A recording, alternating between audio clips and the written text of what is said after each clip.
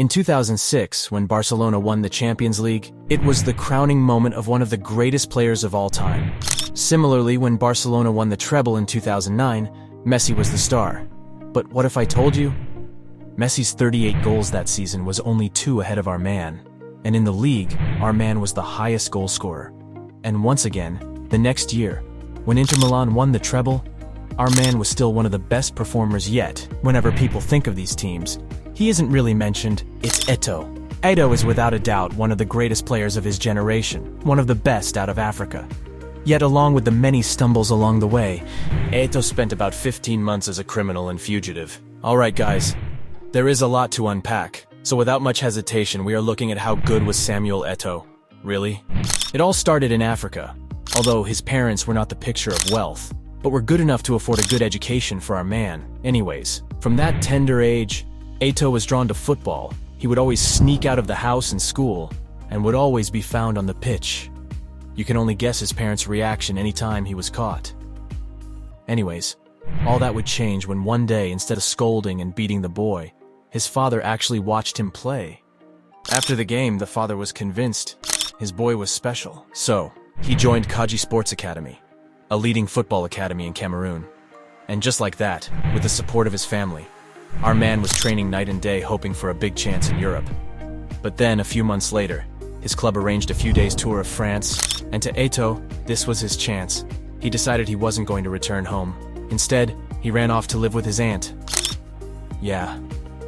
However, being an immigrant with no papers, no club was ready to take the risk, and after 6 months he was sent home. Back in Cameroon, Eto'o doubled down on working hard, and 2 years later, a scout would spot him, and once again take him to France, this time to try out for PSG. But Eto'o was rejected. Still refusing to give up, he would try his old trick again. This time staying up to 9 months illegally. But this time, another trial came. Le Havre. Surely you can't be unlucky twice.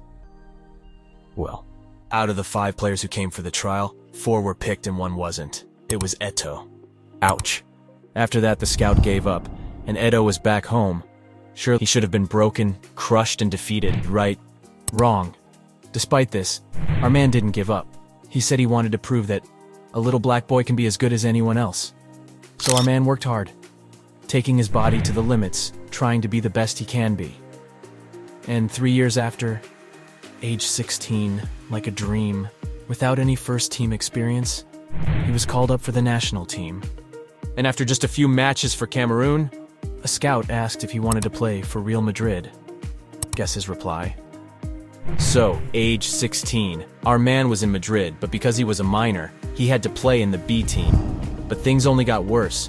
Real Madrid B were relegated to the 3rd tier, Segunda Division B, where non-EU players are not allowed, and as a result, he was loaned to 2nd Division Leganés for the 1997-1998 season. Upon his return, he was once again shipped out to Espanyol, and upon his return once again, he was shipped out to Mallorca.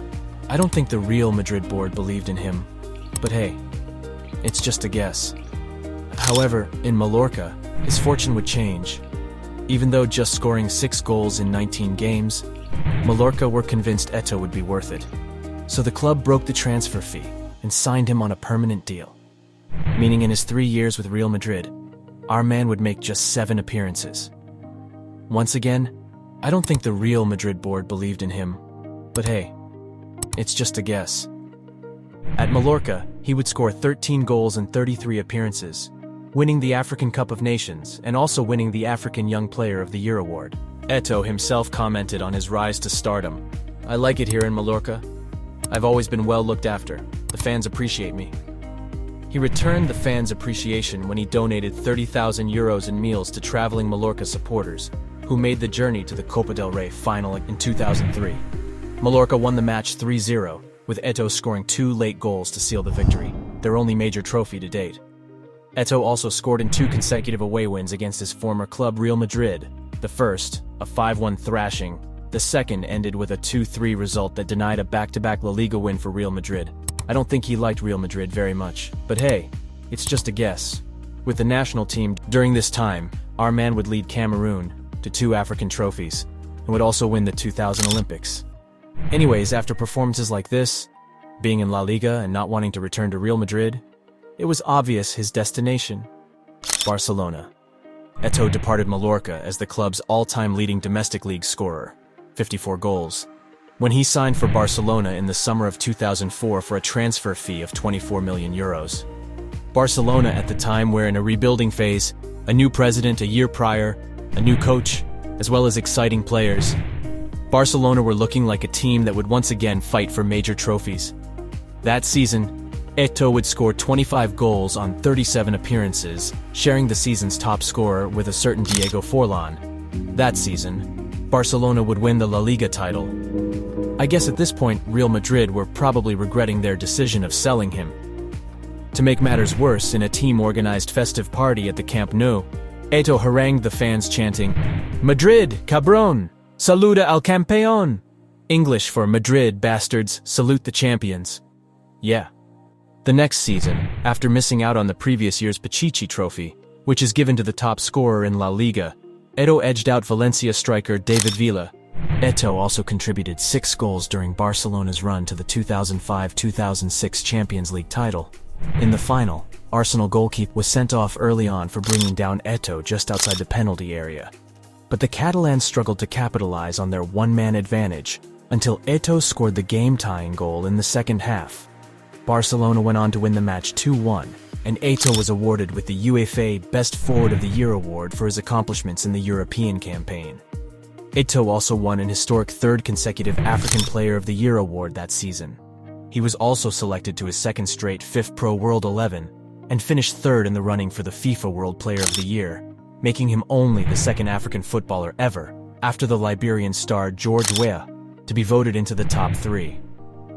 However, from the 2006 to 2008 season, Barcelona kind of fell off.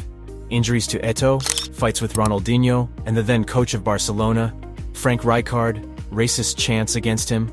Things were not looking very good for our man, and things only got worse. When in 2008, Pep Guardiola was appointed coach of Barcelona, made it his personal mission to get rid of Dinho, Deco, Eto'o, and every other O in the team, but being a fan favorite, being in his prime, and being rated very highly by his teammates, Eto'o was quite difficult to get rid of. So our man entered the 2008-2009 season, knowing that despite being the team's top goal scorer and for 3 out of the last 4 years he had been in the club, his coach, boss, and manager did not want him.